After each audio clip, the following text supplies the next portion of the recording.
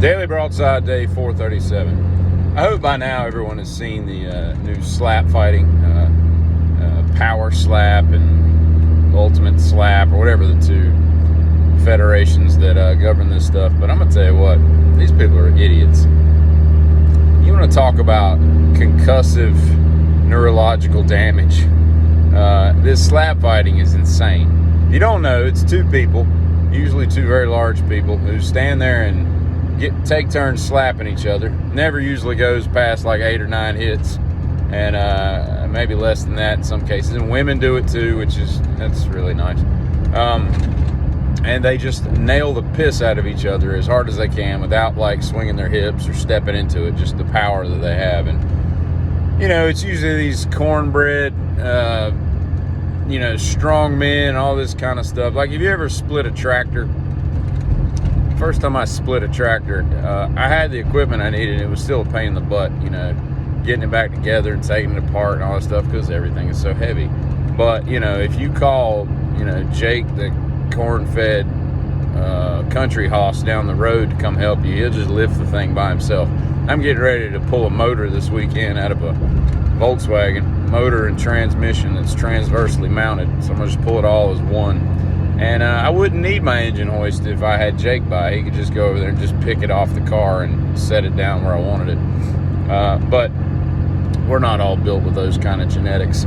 But these people just hit each other. And it leaves some horrific damage to your face, And, I mean, it's one thing when you're talking about combative pugilistic sports, people that, take shots to the head all day long. It's just obviously not good for you. But when you're standing there and not able to flinch, because there's all these weird rules, and one of the rules is if you flinch, you get like points taken off, and that's not good. That's not good for anybody. These people are going to have some severe problems if they continue to do this long term. And there's another rule where if you do something, there's things you can do and lose a turn. Now, if you're playing Monopoly and you go to jail and you miss a turn, okay, you can get back in the game. But if you got a 430-pound man standing in front of you who's getting ready to hit you twice to your zero, that's a bad thing to have happen in a game, Missing a turn in that game is catastrophic, So Dana White's involved in this, so it's got a lot of financial backing and everything else. And it is entertaining, but it's very cringy because it looks like it really hurts. And I don't mind pain. Pain, I think we all learned from Roadhouse that pain don't hurt. But pain does hurt, even though it doesn't hurt. You know what I'm saying?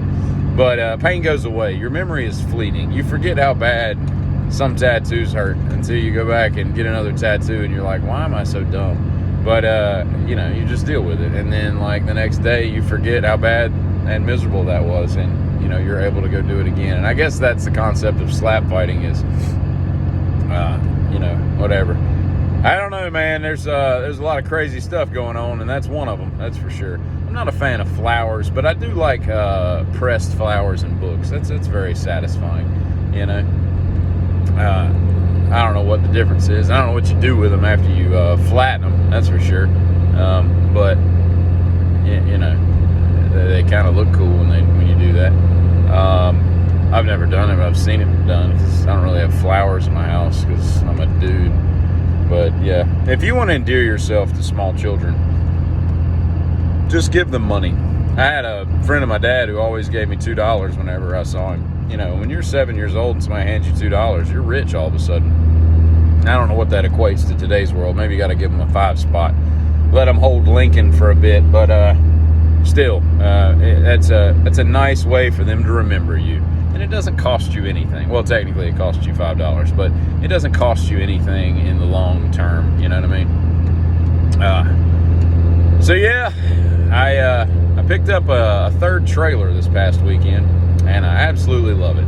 Kaufman Trailers, if you're in the North Carolina area, they just make some phenomenal products. And so I now have 47 feet of trailer. And here's the stupid part of this is I need 2 more.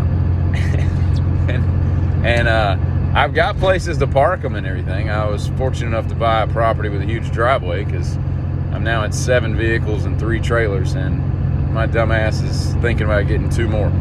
But golly, you just, you don't know what you're missing until you find out what you're missing. You know what I mean? I think I have a problem. I have a severe problem. It's a problem. But it's a good problem, you know? I had somebody call me yesterday and wanted to talk about my warranty for my car. And I said, and they were like, I said, what do you want? You know, I don't hang up on these people. I just berate them. And they were like, we're here to talk about your 2018 Toyota. I'm like, I ain't got no 2018 Toyota. Here's how you get those people to just hang up on you. They'll be like, what year and make model is your car? And you tell them it's like a 72 Nova. They hang up on you very quick. They don't want to sell you a warranty for that. But man, those people annoy the piss out of me, and I'm so rude to them. It almost embarrasses me that I'm like that to other humans. But they drew first blood, as John Rambo taught us. Not me, Colonel Troutman. I didn't like Colonel Troutman. He was a dummy wearing that stupid overcoat. I think he's dead now. Richard Crenna. Yeah, he's dead. Anyway, y'all have a great one out there, and